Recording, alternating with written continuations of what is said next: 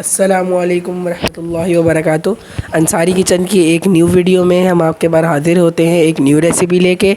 आज की हमारी रेसिपी का नाम है मुरादाबादी बिरयानी। तो स्पेशल रेसिपी है, ख़ास तौर पे आपके लिए तैयार करी है। तो गौर से देखिएगा, वीडियो को एंड तक देखिएगा, चैनल को सब्सक्राइब कर दीजिएगा, वीडियो को लाइक कर दीजिएगा, कमेंट करके लाजमी बताया करें कि आपको रेसिपी अच्छी लगी या हमसे कोई कमी पेशी हो गई तो हमारी मदद किया करें। चलिए वीडियो को शुरू करते हैं बिना किसी देरी के। अस्सलाम वालेकुम नाज़रीन, आज हम फिर हाजिर हुए हैं अंसारी किचन में आपके लिए मुरादाबादी बिरयानी लेकर। मैं मिसेस अशरफ अंसारी। चलें आज की रेसिपी की तरफ चलते हैं। बिस्मिल्लाहिर्रहमानिर्रहीम। ये देखिए हमारा चिकन का गोश्त है और ये पौने 2 किलो गोश्त है, ठीक है। और इसके अंदर जो है मतलब ये एक ही पतीली में पूरी बिरयानी बन जाती है। और अब इसको हम मैरिनेट करेंगे। सबसे पहले जो है ना, हमने ये प्याज जो है ना 5 अदद प्याज लाल कर लिए पहले ही, ठीक है। तो हम इसमें थोड़ी सी प्याज गार्निश के लिए बचाएंगे, बाकी प्याज हम इसमें डाल देंगे। ये हमने थोड़ी सी गार्निश के लिए बचाई। ये हरी मिर्ची का पेस्ट है, हस्बे ज़रूरत जितना आप पसंद करती हैं। मैंने 20-25 हरी मिर्ची ले ली थी। और उसके बाद ये गरम मसाला है पिसा हुआ, इसके अंदर बादियान भी है, जौतरी, जायफल, छोटी इलायची, गरम मसाला, ये 3 टेबलस्पून है, ये इसमें जाएगा। ये 2 टेबलस्पून पीसी धनिया और सौंफ है मिली हुई, ये इसमें जाएगी। ये साबुत हरी मिर्ची है 7-8, आप जितनी पसंद करते हैं अपने टेस्ट के हिसाब से डाल लें। ये खड़े गरम मसाले हैं, देखें 3 अदद तेज़पात हैं, तेज़पत्ते।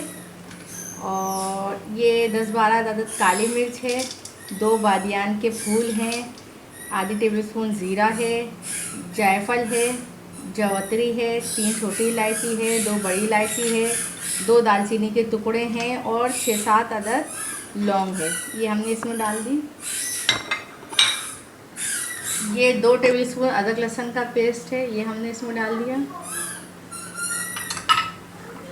ये कुछ पुदीने हैं, देखें थोड़े से हमने डाल दिए हैं, थोड़े से ऊपर गार्निश के लिए।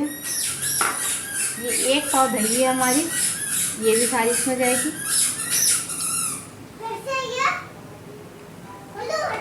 और आप ये देखें इसके अंदर 6 अदद ये आलू बुखारे हैं, हमने ये आलू बुखारे डाले हैं। और ये 1.5 पाव हमारे टमाटर हैं, ये इसमें हमने टमाटर डाल लिए।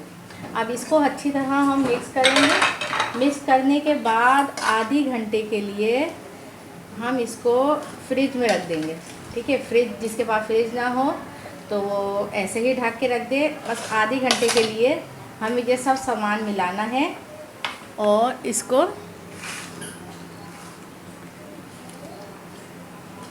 हमें फ्रिज में रख देना है।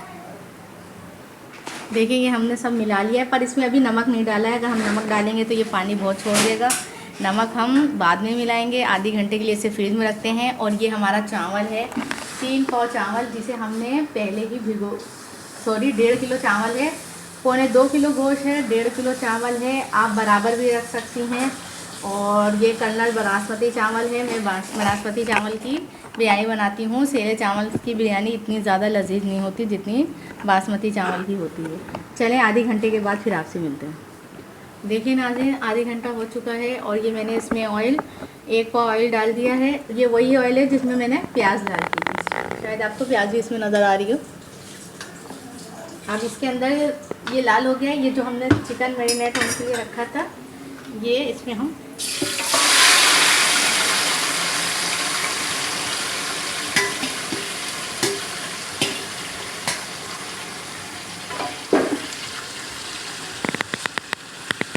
इसको हम थोड़ा सा भून लेंगे।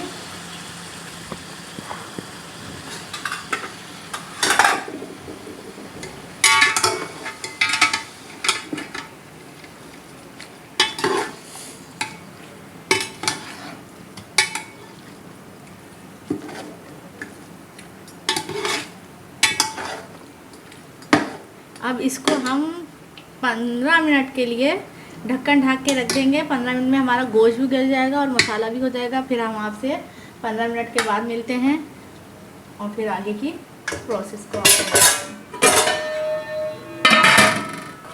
देखें नाज़रीन।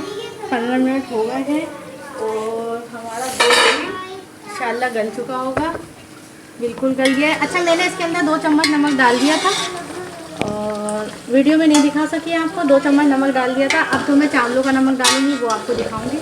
ये देखें मसाला भी भुन गया है, थोड़ा सा मसाले को भुनेंगे। ये देखें गोश्त गल चुका है बिल्कुल। अच्छा, इसके बाद जो है हम इसके अंदर ये चावल डालेंगे, ये देखें। और 1.5 किलो चावल है और मैंने इसमें 1.25 किलो पानी लिया है। आप अपने चावलों के हिसाब से भी पानी डाल सकती हैं। कुछ चावल में कम पानी जाता है और कुछ चावलों में ज़्यादा पानी जाता है। मैंने 1.25 किलो पानी डाल दिया है पूरा।